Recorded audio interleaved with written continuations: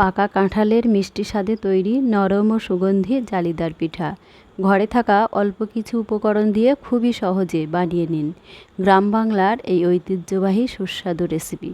সুস্বাদু ও স্বাস্থ্যকর এই রেসিপিটি সকাল বিকেলের জলখাবারে রাখতে পারেন। খেতে কিন্তু দারুণ লাগে। সম্পূর্ণ তেল ছাড়া মাত্র 10 মিনিটে তৈরি করে ফেলুন খুবই হেলদি, সেই সাথে টেস্টি টিফিন এই রেসিপিটা। একদমই জিরো অয়েলে এই রেসিপিটা আজকে আমি তৈরি করছি। আশা করছি আপনাদেরও অনেক ভালো লাগবে। রেসিপিটা বানানোর জন্য লাগবে কাঁঠাল। তো আমি এখানে একটা ছোট সাইজের পাকা কাঁঠাল নিয়েছি।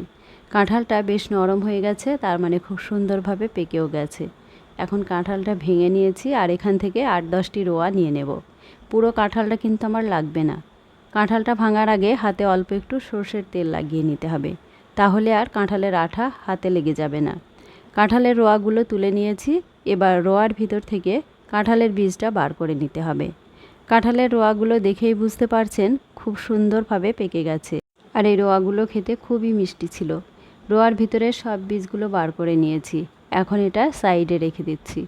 এবারে একটা মিক্সিং বোলে নিয়ে নিলাম 1 বাটি সুজি। যে বাটি মাপ করে সুজি নিয়েছি ওই বাটিরই হাফ বাটি নিয়ে নিলাম টক দই, আর দেব সামান্য একটু লবণ। এবারে দইয়ের সাথে বাটির 1 বাটি জলও অল্প অল্প করে দিয়ে দিচ্ছি। এখন সব কিছু একটু ভালো করে মিশিয়ে নিতে হবে, তবে খুব সময় নিয়ে ভালো করে মেশানোর প্রয়োজন নেই, জাস্ট একটু মিশিয়ে নিলে ভালো হয়। তবে হাতে সময় না থাকলে সব কিছু একসাথে মিক্সিতে দিয়ে ব্লেন্ড করে নিলেও হবে।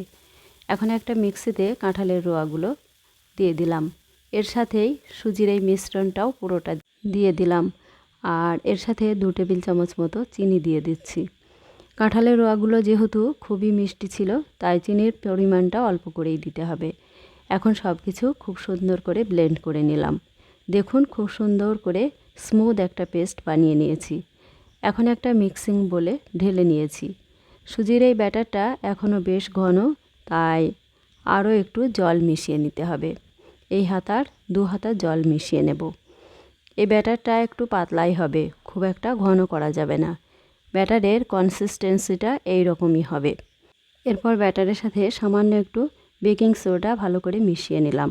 আর চেষ্টা করবেন পিঠেগুলো বানানোর আগের মুহূর্তেই বেকিং পাউডার বা সামান্য একটু বেকিং সোডা মিশিয়ে নিতে। এখন পিঠেগুলো তৈরি করার জন্য একটা গরম প্যানে সামান্য একটু সাদা তেল দিয়ে দিলাম। এরপর একটা টিস্যু পেপার দিয়ে তেলটা পরিষ্কার করে মুছে নিয়েছি, আর 1 হাতা ব্যাটার নিয়ে প্যানের উপর দিয়ে দিচ্ছি। আর এই সময় ফ্লেমটা মিডিয়াম টু হাই রাখতে হবে। আপনারা দেখেই বুঝতে পারছেন পিঠাটা দেওয়ার সাথে সাথেই অসংখ্য জালি সৃষ্টি হচ্ছে, আর সেই সাথে পিঠের উপরের কালারটাও কিন্তু চেঞ্জ হতে শুরু করেছে। আর এই সময় পাকা কাঁঠালের সুগন্ধে সারা বাড়ি ভরে গেছে। আর পিঠার কালারটা একবার দেখুন, পুরো সোনালি রং ধারণ করেছে। আর এই রকম হলেই বুঝতে হবে যে গরম গরম পাকা কাঁঠালের জালিদার পিঠা একদমই রেডি। তবে এই সময় ফ্লেমটা কিন্তু মিডিয়াম করে রাখতে হবে, একেবারে লো করে রাখা যাবে না।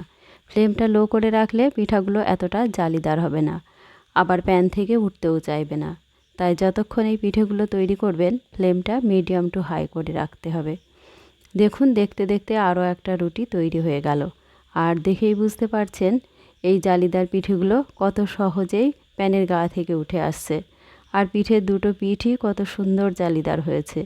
তবে পিঠেগুলো উল্টে না দিলেও কোনো সমস্যা নেই, উপরটা খুব সুন্দরভাবে সিদ্ধ হয়ে গেছে। পাকা কাঁঠাল দিয়ে এই রেসিপিটা বানিয়ে দিলে বাড়ির বাচ্চারা কিন্তু তৃপ্তি করে খেয়ে নেবে।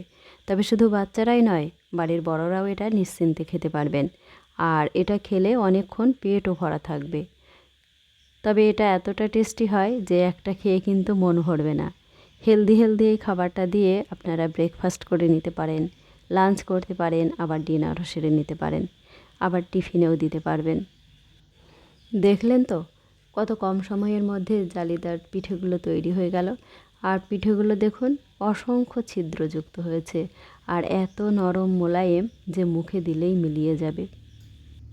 আর এই পিঠেগুলো এতটাই সুস্বাদু হয় যে এর সাথে আর কিছুই লাগবে না, শুধুই পিঠেগুলো খেতে ভালো লাগবে। আর কাঁঠালের তৈরি এত সুস্বাদু পিঠের রেসিপি থাকলে 1-2টো খেয়ে কিন্তু মন ভরবে না। আর যাকেই খাওয়াবেন সেই বারবার রিকোয়েস্ট করবে আবারও বানানোর জন্য, আর রেসিপিও জানতে চাইবে। আমার আজকের এই রেসিপিটা ভালো লাগলে আপনারাও বাড়িতে একবার ট্রাই করতে পারেন। আর বাড়িতে বানালে কমেন্ট করে জানাবেন খেতে আপনাদের কেমন লেগেছে।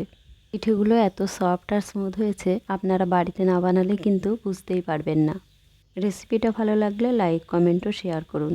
আর এরকম নিত্য নতুন ঘরোয়া রান্নার রেসিপি পেতে চ্যানেলটা সাবস্ক্রাইব করে পাশেই থাকুন।